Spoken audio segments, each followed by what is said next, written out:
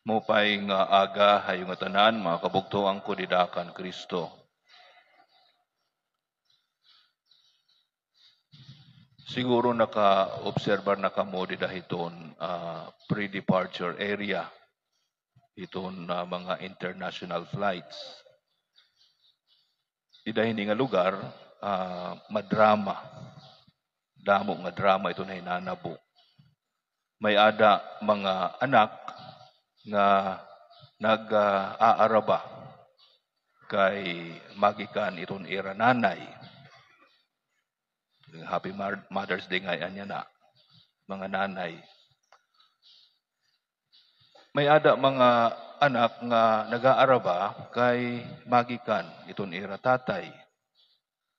Udi nga ni mga asawa nga nagtatangis kay magikan iton era bana nga tuhalangyaw base magtrabaho. May ada nga nakitaan nga usang bata nga ura-ura ko dan iya pag inaraba na diri ko diya nga lumakata niya tatay. Nakapot pa nga ni didahan paahan niya tatay pag hawid nga diri lumakat. Kay suga rin niya kabiduan nga malakatan niya amay. Sumakuri iton ano pa daw ini pagpanamilit may ada kabiduan. Yun ang adlaw, nagsasalin uro kita han pagsakahalangit han aton Ginoo. Didahining hitabo, waray drama, waray pagpahayag gin kabiduan. In fact, didahan aton Salmo responsoryo nasaring sina ka ang Dios upod in mga guliat in kalipay. Ang Ginoo sina ka upod ang tingog in mga turunggon. Kalipay ngan pagsalinurog diri pagbido. Ilaladawan nga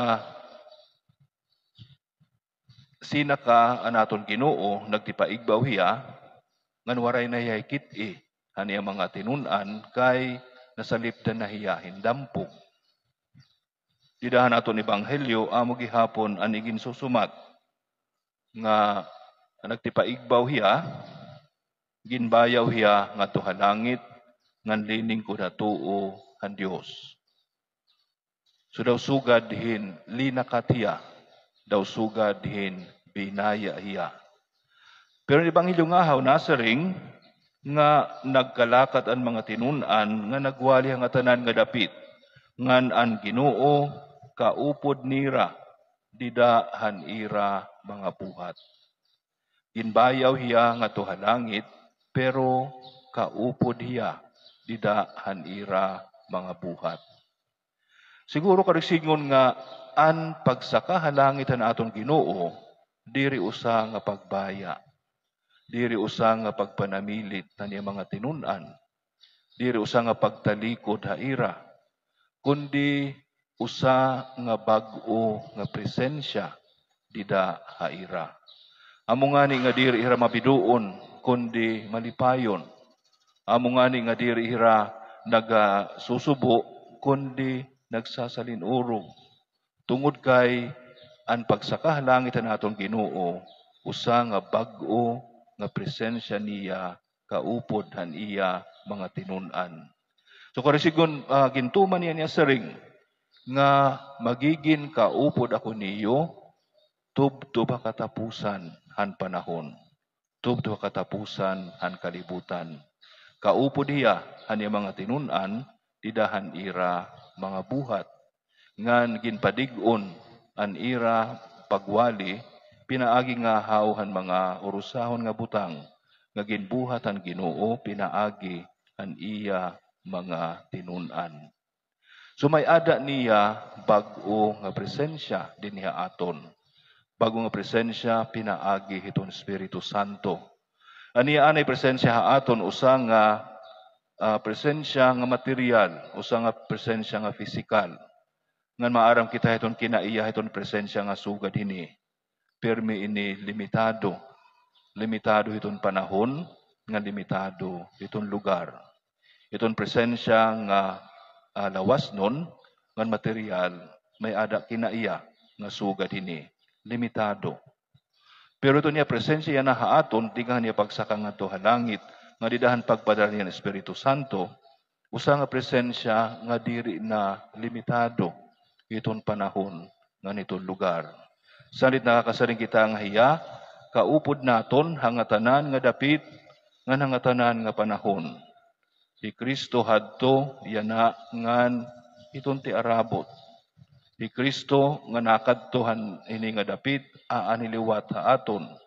Nga ni Kristo nga ani haaton aatuliwat iton iba nga mga lugar.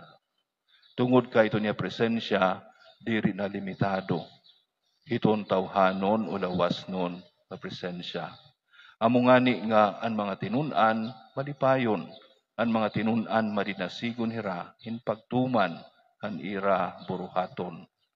So karon sigon usa liwat nga gintatagan hindoon han nato niya na pagsalinurog, amo ang ginbilin nga buruhaton han Ginoo nga daan iya mga tinunan.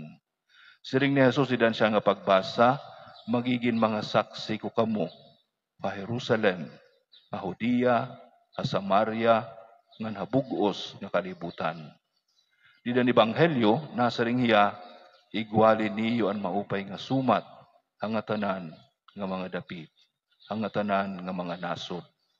So gintatagan kitahin na pagkilala nga ini nga Ginoo nga sinakahalangit aada kaupod iton iya mga tinunan ngan padayon nga nagbubuhat dida haira.